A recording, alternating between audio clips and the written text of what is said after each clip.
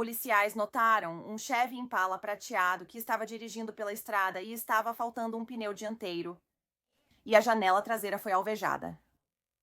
Quando eles pararam o carro, viram um cartucho de espingarda vivo e uma cápsula gasta dentro do veículo, e o que parecia ser um buraco de bala no banco de trás. Havia sangue também nas mãos do motorista. O que houve com este carro?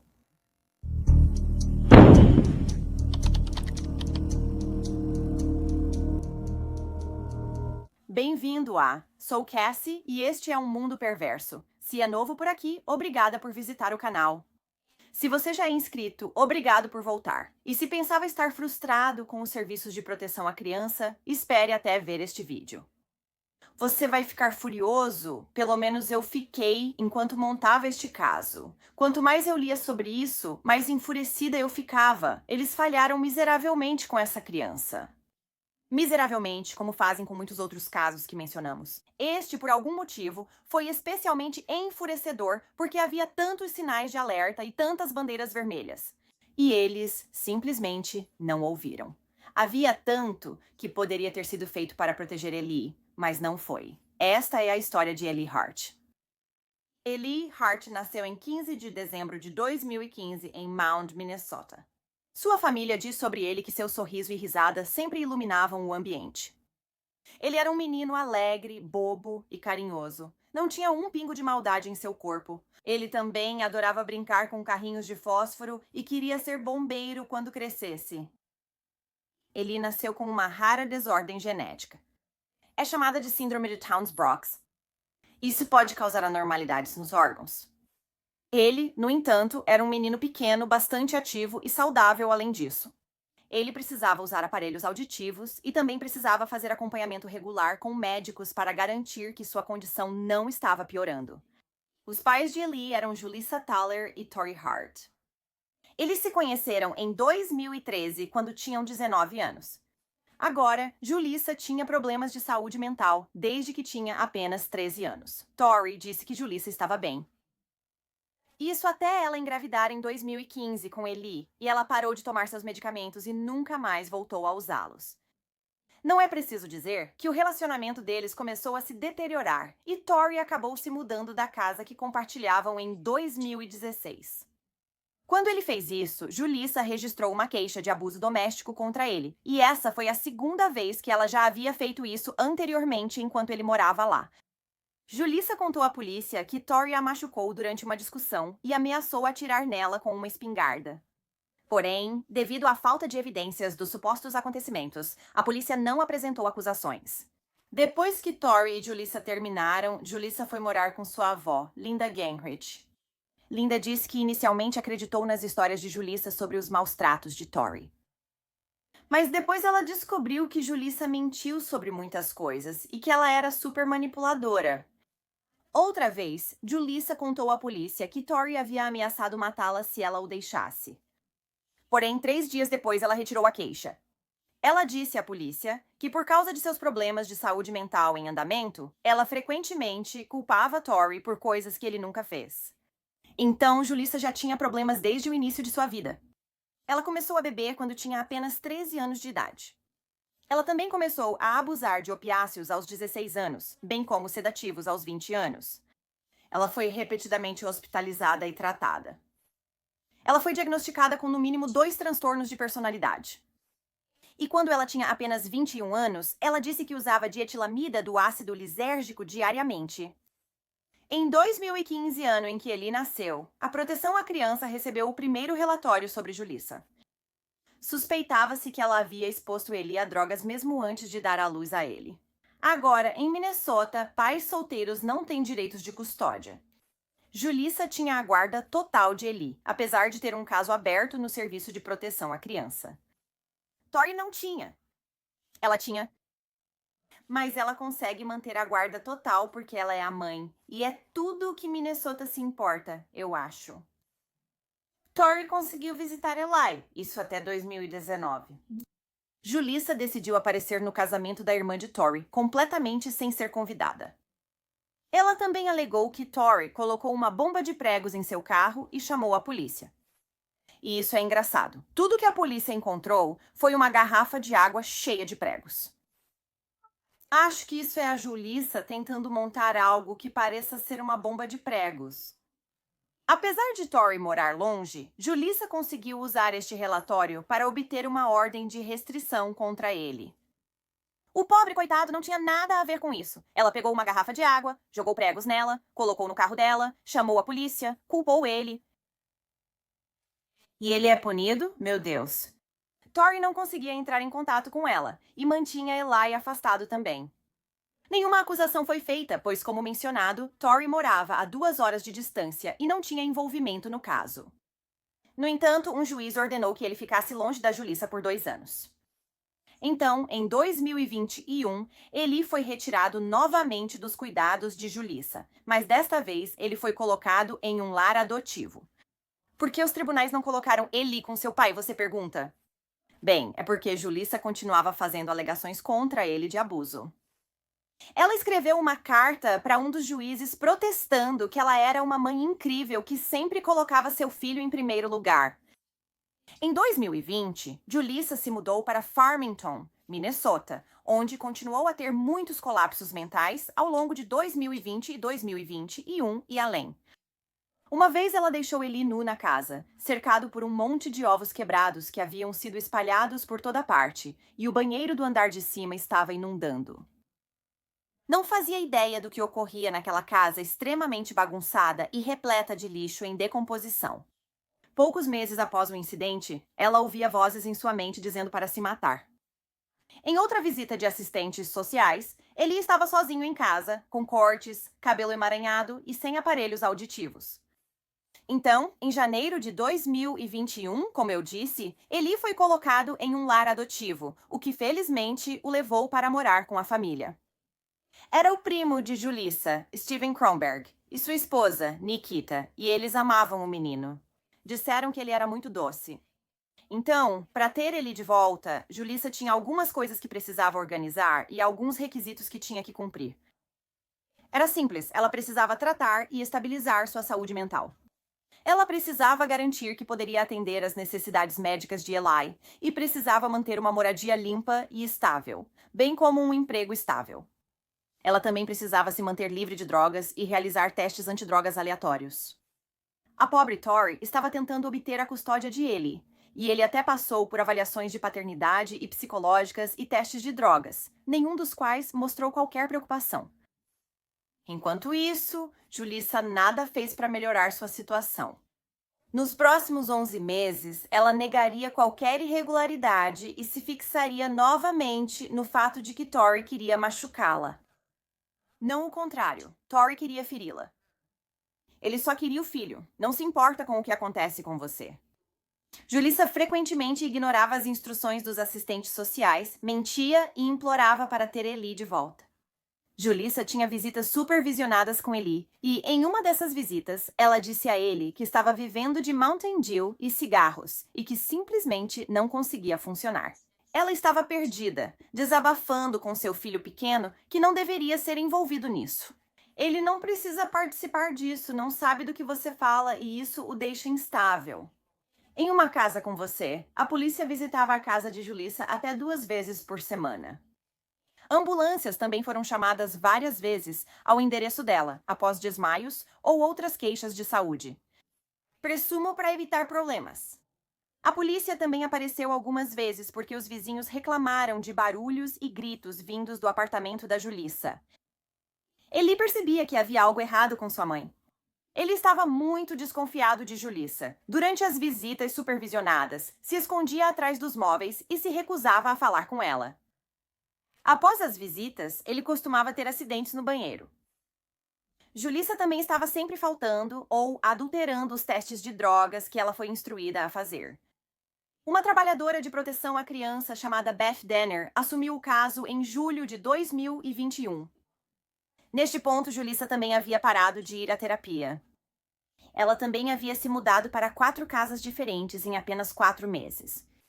Os assistentes sociais suspeitavam que ela estava sem teto naquele momento. Então, em novembro, ela foi expulsa de seu teste de drogas porque estava sendo muito disruptiva. Ela continuou a acusar Tori de coisas também. No entanto, sua assistente social, Beth, sabia que ela frequentemente mentia sobre essa mesma coisa, então ela não acreditou em Julissa. Os assistentes sociais também podiam perceber que isso era inventado porque Eli amava seu pai quando ele tinha visitas. Eles tinham um vínculo forte e Eli era uma criança muito mais feliz depois que conseguia ver seu pai. Às vezes, nessas visitas supervisionadas, Julissa também ficava sentada por longos períodos, apenas olhando para o espaço e ignorando Eli. Quando crianças são colocadas em lares adotivos no estado de Minnesota, um relógio em contagem regressiva é acionado. As crianças devem ser reunidas com seus cuidadores dentro de um ano ou estar a caminho de serem colocadas em um lar permanente.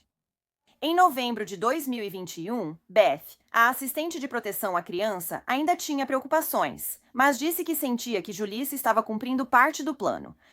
Ela mencionou que Julissa pegou o filho a tempo para as visitas sem supervisão. Ela também compareceu às sessões de terapia de Eli e o deixou de volta na casa dos pais adotivos no horário, e Julissa também retomou seus testes de drogas. Apesar de algumas preocupações, Beth parecia achar que Julissa estava indo bem, porque ela chegou a tempo em algumas consultas e compareceu ao teste de drogas que ela estava sabotando. Então, o juiz decidiu que Eli deveria retornar para Julissa em uma visita domiciliar de teste. Ele viveria com ela, mas o condado ainda teria a custódia legal, então eles poderiam levá-lo a qualquer momento e deveriam ter feito isso. Essa decisão alarmou sua família adotiva. O tio Stephen disse ao Serviço de Proteção à Criança: "Vamos esquecer todas as coisas ruins que ela fez nos últimos 10 meses?" Concordo, por que faria isso? Beth disse que, neste ponto, ela havia dito a Julissa que, se as coisas não fossem bem com a visita domiciliar de teste, eles colocariam Eli com Tori e pediriam uma transferência de custódia. De acordo com o Estatuto Estadual, uma visita domiciliar de teste pode terminar para proteger a saúde, segurança e bem-estar da criança. Não precisa chegar a um nível de perigo. O condado decidiu definir a data de início para isso como 22 de dezembro de 2021. Isso foi para que Eli não perdesse a escola. Até então, ele passava noites ocasionais na casa de Julissa. Embora uma noite em que Julissa o levou de volta para seus pais adotivos, ela veio voando pela esquina em seu carro a 20 milhas por hora acima do limite de velocidade, e então Eli saiu do carro soluçando. Eli foi retirado do cuidado de Julissa devido a uma queda em sua saúde mental. Vou adiantar e dizer que a saúde mental dela não melhorou nada. Então, por que estamos seguindo com a ideia de devolver Eli para ela? Em outra noite de dezembro, Julissa e um de seus amigos decidiram estacionar fora da casa de Stephen e Nikita, os guardiões de Eli. Eles ficaram lá com binóculos na mão e observaram a casa a noite inteira. Não tenho certeza do que eles estavam procurando. Absolutamente sem ideia. Nikita, na verdade, acordou cedo para trabalhar naquela manhã e viu eles sentados lá fora e chamou a polícia. Nikita enviou e-mails para Beth, agente do Serviço de Proteção à Criança, expressando preocupação com a segurança e bem-estar de sua família, pois Julissa ficava sentada do lado de fora de sua casa por horas. Em vez de se preocupar com esse comportamento, Beth decidiu enviar um e-mail para a escola de Eli para informá-los que Eli iria se mudar para a casa de sua mãe alguns dias antes. Como isso faz sentido para qualquer adulto? Agora Julissa está sendo recompensada pelas coisas loucas que ela está fazendo. Eles estão recompensando esse comportamento. E claro, a visita domiciliar de teste começou de forma instável. No primeiro dia em que Eli estava de volta com Julissa, a proteção à criança foi alertada pela escola de Eli que Julissa estava dirigindo de maneira imprudente quando ela pegou e deixou Eli na escola. Eli também tinha um tutor nomeado pelo tribunal que deveria cuidar de seu bem-estar. E no dia 30 de dezembro, ela recomendou que Eli fosse retirado de Julissa. Ela disse em um e-mail para Beth: "Eu sinto que precisamos interromper a visita domiciliar de teste, pois ela não parece estável para mim e está colocando Eli em risco." Sherry também disse que Julissa havia ligado para ela, tentando cancelar as visitas com o pai de Eli. Quando ela não conseguiu cancelar as visitas, decidiu obter uma ordem de proteção contra Tori. Ela repetiu as mesmas falsas acusações, alegando que ele a estava machucando. No dia em que Julissa registrou a ordem de proteção, ela e Beth fizeram uma videochamada. Quando Beth disse a ela que o condado não estava preocupado com Tori, Julissa ficou furiosa e Beth acabou tendo que desligar na cara dela. Muitas vezes, quando Eli era buscado ou deixado na casa de Julissa para suas visitas com o pai, ela rapidamente o puxava para dentro ou o empurrava para fora e batia a porta na cara do assistente social, porque claramente não queria que eles vissem como era o interior de sua casa. Provavelmente era uma bagunça total. E em meados de janeiro, Julissa havia perdido tantas aulas de parentalidade obrigatórias que ela foi realmente expulsa. No entanto, ela ainda manteve a custódia. Então, infelizmente, nada aconteceu do que Sherry recomendou que eles fizessem, que era tirar Eli da casa de Julissa. Acho que isso foi ignorado. Nada aconteceu e ele continuou lá. Também em janeiro, Julissa mentiu para o Serviço de Proteção à Criança sobre seu programa de saúde mental. Ela disse que havia se formado e não precisava mais dos serviços. Uau, isso foi rápido! Dias depois, o diretor do programa informou ao Serviço de Proteção à Criança que a informação era falsa. Falando em coisas que não são verdadeiras, Julissa também não estava sendo honesta com seus terapeutas e continuava trocando de terapeutas para que ninguém conhecesse sua história. Ela poderia continuar pulando entre eles. Apesar disso, o julgamento e a visita prosseguiram. Para os serviços de proteção à criança, não havia indicação de que Eli estava fisicamente em perigo sob os cuidados de Julissa. Por isso, decidiram que estava tudo bem para ele ficar. Não se preocupe com ele sendo negligenciado ou mentalmente abusado. Não, isso está tudo bem. Ela pode se safar disso, contanto que não esteja machucando ele. Então você vai esperar até que ela machuque ele para tirá-lo de casa? Por que você esperaria até que uma criança se machucasse? Ela está mostrando tantos sinais de estar louca. No final de janeiro, início de fevereiro, Beth decidiu que Julissa poderia parar de fazer testes de drogas, porque ela testou negativo por 2 meses. Mas lembre-se que ela abusou de drogas por 10 anos. Então, 2 meses... ela definitivamente ainda poderia escorregar novamente. Ao mesmo tempo, o comportamento de Eli também começou a mudar na escola. A professora começou a relatar que Eli estava sendo agressivo e socando outros alunos. Uma professora também escreveu para o conselho tutelar, dizendo que ela havia conversado com algumas crianças no playground e perguntado a eles sobre momentos em que alguém havia sido cruel com eles.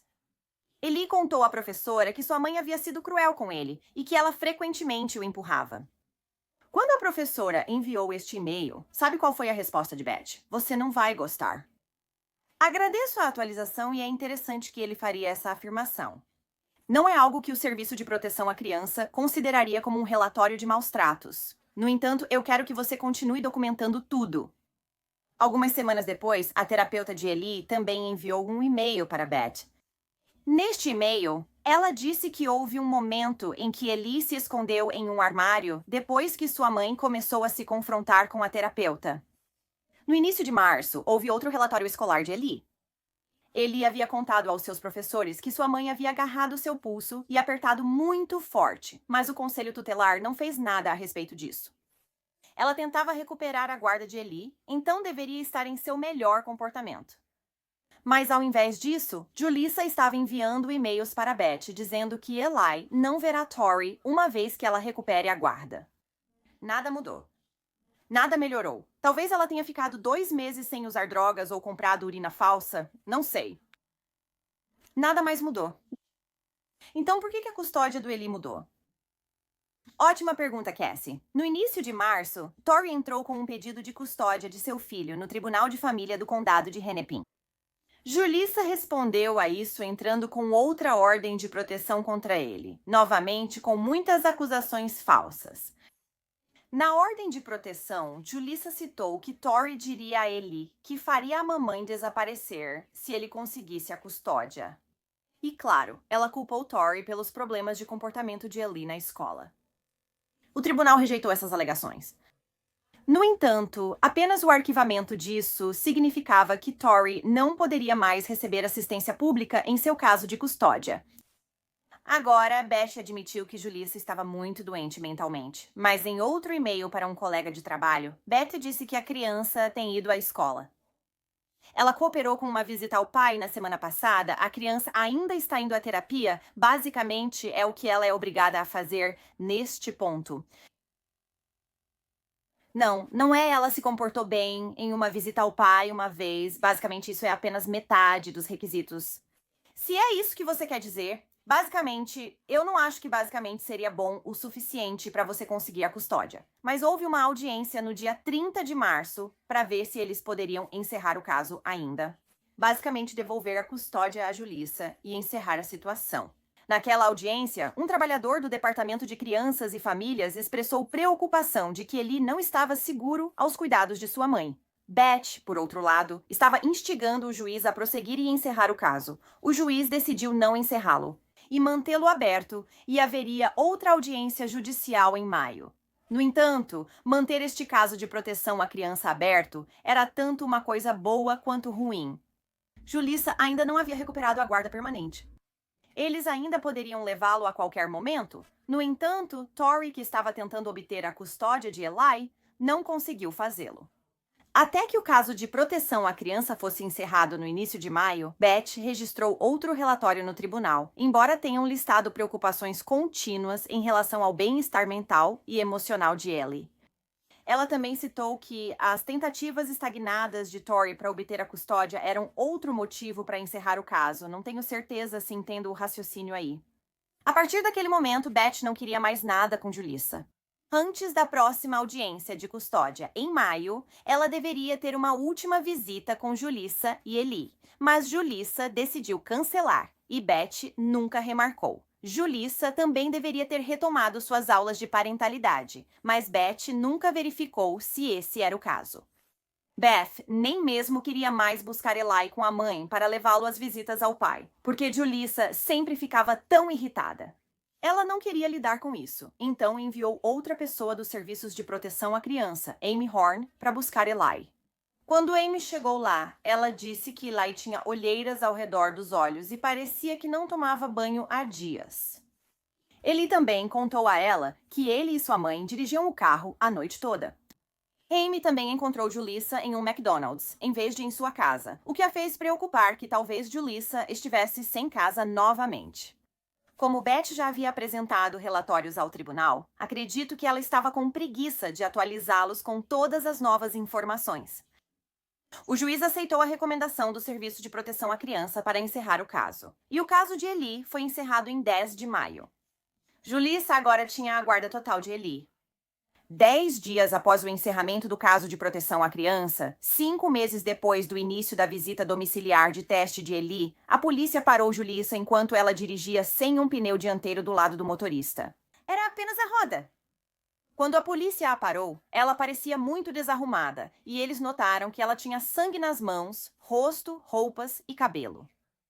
Também havia muito sangue visível na traseira do veículo. Quando interrogada pela polícia sobre estar coberta de sangue, ela alegou que era devido à remoção de um absorvente interno. Você jogou isso por todo o carro? Que nojo!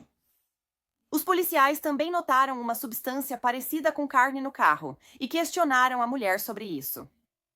Ela disse que acabara de pegar uma carne de veado de um açougue, mas não conseguia se lembrar qual, mesmo tendo acabado de comprá-la. A polícia também notou que o vidro traseiro do carro dela estava estourado. Quando perguntaram a ela o que aconteceu, ela disse que alguns garotos usaram uma arma de pressão e estouraram o vidro dela. Por algum motivo, a polícia não a deteve neste momento. Ela estava dirigindo muito perto de seu apartamento, então eles a deixaram voltar para casa, a pé, e iam esperar lá, com o carro, até que ele fosse rebocado. Bem, enquanto isso, a polícia decidiu verificar o porta-malas para garantir que não havia nada dela lá dentro, e quando fizeram isso, encontraram algo absolutamente horrendo.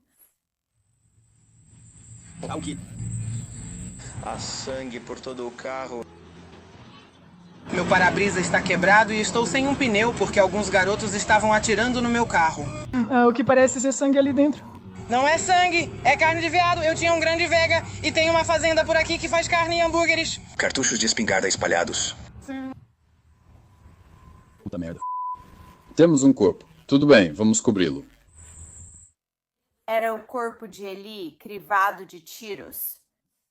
Algumas horas da manhã do dia 20 de maio de 2022, Julissa Thaler apontou uma espingarda para seu filho de 6 anos e disparou repetidamente enquanto ele estava preso impotente em sua cadeirinha de carro. Ela então pegou seu corpo mutilado e colocou no porta-malas do carro e saiu dirigindo. Ao descobrir isso, a polícia reforçou a equipe e foi ao apartamento de Julissa para encontrá-la. Ela não estava lá. No entanto, a máquina de lavar estava funcionando e as roupas que ela acabara de usar haviam sido jogadas lá dentro. Os policiais logo a localizaram, tentando escapar pela parte de trás e conseguiram prendê-la. Eles também observaram que ela tinha o que parecia ser pedaços de carne humana em seu cabelo. Ela foi presa e acusada de homicídio em segundo grau. Nesse ponto, os investigadores começaram a conversar com as testemunhas e também conseguiram rastrear de onde o carro da Julissa veio, por causa de todo o dano que o aro causou na estrada enquanto arrastava. Em vários contêineres de lixo, eles encontraram alguns restos humanos, uma cadeirinha de carro de criança danificada por balas e uma mochila com a lição de casa do Eli ainda dentro. Os resultados da autópsia confirmaram que Eli havia sido baleado até 9 vezes. Agora, durante o julgamento de Julissa, um proprietário de loja de armas subiu ao banco das testemunhas e testemunhou que Julissa havia entrado e comprado 40 cartuchos de espingarda, munição, para fazer o maior buraco em algo. Alguns dias antes, Julissa também havia comprado uma espingarda e ela havia ido ao campo de tiro para testá-la.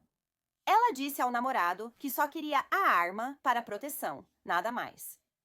Os promotores também descobriram que Julissa havia pesquisado apólices de seguro de vida para Eli e ela realmente havia enviado um pedido para uma apólice de seguro de vida de $400 mil para a criança.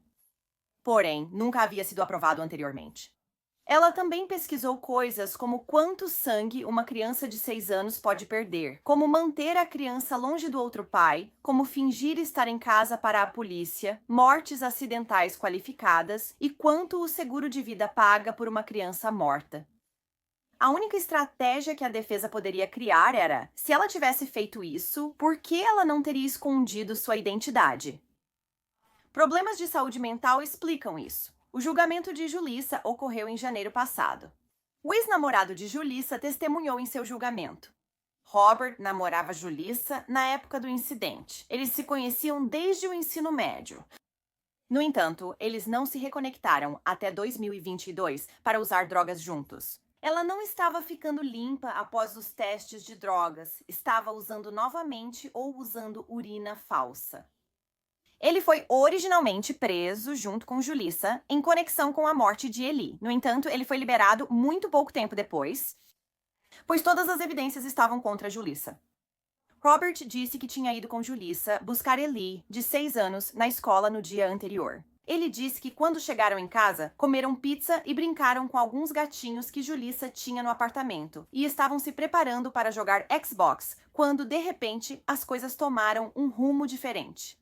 Robert estava muito emocionado e lutando para fornecer essas informações no julgamento. Ele disse que era 11 da noite em uma noite de escola e ele ainda estava acordado enquanto brincavam com os gatinhos. Ele começou a ficar um pouco agitado e Julissa ficou irritada com isso, então ela começou a bater nele e Eli começou a revidar. Ambos estavam brigando. Julissa estava brigando com um menino de 6 anos. Então Julissa colocou a espingarda no carro e depois voltou para o quarto onde ele estava deitado. Ela então pegou ele e apenas desceu as escadas. Robert não pensou nada disso e adormeceu.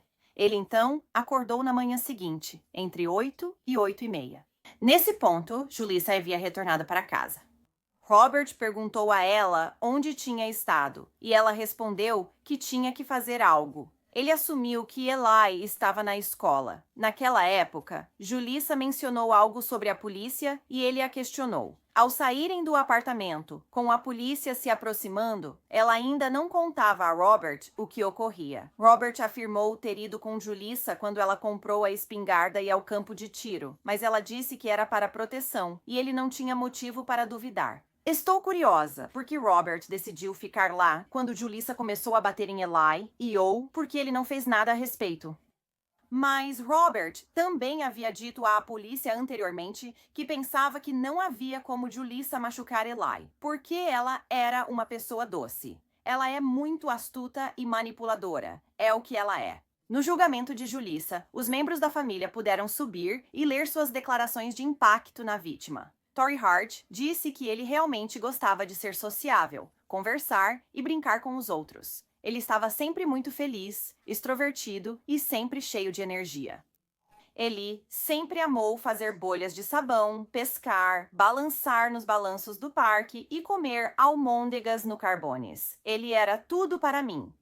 Ele completou minha vida, ele simplesmente amava passar tempo comigo. E eu amava passar tempo com ele. Nikita Kronberg, a ex-mãe adotiva de Eli, também se levantou e contou a todos o quanto Eli significava para ela. E um júri acabou condenando-a por homicídio em primeiro e segundo grau. Quando perguntaram a Julissa se ela queria se dirigir ao tribunal... Prossiga. Eu sou inocente. Vão se foder, vocês são lixo. É só isso que vocês são. Interessante, vindo de uma pilha fumegante, fedorenta e enorme de lixo ela mesma. Torrey Hart também entrou com um processo de morte injusta contra os funcionários do Serviço de Proteção à Criança do Condado de Dakota, aqueles que haviam concedido a Julissa a custódia de Eli. O caso será julgado em Tribunal Federal em 2024. No processo de morte injusta de Torrey, ele relatou toneladas de incidentes perturbadores envolvendo o cuidado de Julissa com Eli. Por exemplo, em fevereiro de 2021, um assistente social notou comportamento bizarro. O processo diz que a mãe mostrou fezes de gato para Eli na chamada de vídeo. E então o vídeo se tornou cada vez mais caótico. Enquanto Julissa tentava cozinhar chili agarrando seu gato pelo pescoço e murmurando para si mesma. Um relatório de fevereiro de 2022 diz que Eli chegava à escola várias vezes sem seus aparelhos auditivos e contava aos professores que não havia dormido na noite anterior. Além disso, durante o último Natal de Eli, ele estava com Julissa, e Torrey notou em uma chamada de FaceTime, que foi no dia 27 de dezembro, que Eli não havia trocado o pijama que estava usando no dia 23 de dezembro. Ele também disse ao seu pai que o Papai Noel não veio à sua casa naquele ano. Até mesmo o próprio pai de Julissa, George Thaler, falou em uma audiência judicial em novembro de 2021, alertando o juiz para não devolver Eli aos cuidados de Julissa. Ele disse: "Estou muito preocupado com o Eli. Estou aterrorizado com a Julissa. Ela tem várias prisões por agressão e comportamento perigoso e colocou Eli em situações perigosas." Então, o processo alega que mesmo que Julissa tenha sido a responsável por puxar o gatilho, as falhas do Serviço de Proteção à Criança do Condado de Dakota foram, e eu cito, uma causa próxima da morte de Eli. Depois que Julissa recebeu sua sentença e o tribunal encerrou, a família decidiu se concentrar em algo positivo, como arrecadar fundos para construir um parquinho em memória de Eli Hart. Esta é outra grande falha do Serviço de Proteção à Criança. Os sinais de alerta estavam presentes, mas foram ignorados. Agora, um ano depois, comunidades ao redor de Mound, onde Eli frequentava a escola, e no oeste de Wisconsin, onde seu pai mora, estão transformando seu luto em ação. Adam Duxter revela o plano para que Eli Hart seja sempre lembrado. Pensávamos que teríamos Eli por toda a vida. E numa noite tudo se foi. Para Josie Josephson e seu marido, Torrey Hart, as lembranças de Eli ainda estão bem vivas. Todos os dias. Todos os dias. Todos os dias. O dia todo. Não há um dia que não. Não há um dia que não falamos sobre ele. Até mesmo enquanto dormimos. Sim. Sim. Sonhe com ele. É difícil acreditar. A vida não desacelera quando algo assim acontece. Já se passou um ano. A vida de todos os outros que não te conhecem ou que passam por você na rua, a vida deles continua. Você meio que se sente perdido. Como se você estivesse quebrado e em pedaços e estivesse tentando encontrar esses pedaços e juntá-los novamente e todos ainda estão apenas passando apressadamente por você em sua vida cotidiana. Mas essa história... Estamos apenas admirados pelo que eles fizeram. É tanto sobre as pessoas que não passaram por... Não consegui me conter de fazer algo. Mas pararam para ajudar. Eu simplesmente tinha que fazer algo. Ainda me sinto assim quando penso nisso. Precisávamos de uma saída para dizer que estamos fazendo algo proativo. Vamos fazer uma mudança. Estranhos antes da morte de Eli, Tiffany Beitler e Ben Coliani agora fazem parte de um pequeno grupo, fundadores da Fundação Eli Hart. Em menos de um ano, registraram-se como uma organização sem fins lucrativos e planejam transformar este parque em Mound, em um que ele teria adorado. Esperamos que as crianças que conheciam Eli possam se curar nesse parque. E esperamos que isso nos ajude a curar. Se arrecadarem mais $120 mil até fim de julho, o parque estará pronto até final de outubro. É inacreditável. É esperança. Temos muitos agradecimentos a fazer. E agradecer simplesmente não é suficiente. Em um momento em que esperança e memórias são tudo. Você perde seu filho e você não quer que eles sejam esquecidos. É ótimo saber que ele não será. Não foi apenas uma vez que a Julissa errou. Foi repetidamente, e ela continuava se safando. É especialmente perturbador saber que Tori, seu pai, era um pai amoroso e cuidadoso, com quem Ellie queria estar e Tori queria estar com ele. Mas infelizmente a lei simplesmente não permitia. Bem, obrigada por ouvir toda a história de Ellie hoje. Se você gosta de crimes reais, inscreva-se no canal ou deixe seu like neste vídeo. Ambos são muito apreciados. Eu sei que muitos de vocês pediram que eu comece a fazer vídeos mais longos e definitivamente quero fazer isso. No entanto, com vídeos mais longos, vem mais trabalho, equivalente a um emprego de tempo integral. Dito isso, eu configurei minha conta no Patreon se alguém quiser ajudar a apoiar o canal, além de ter acesso a algum conteúdo exclusivo. Se você estiver interessado, o link está na descrição abaixo. Obrigada por assistirem ao Wicked World. Cuidem-se. Tchau.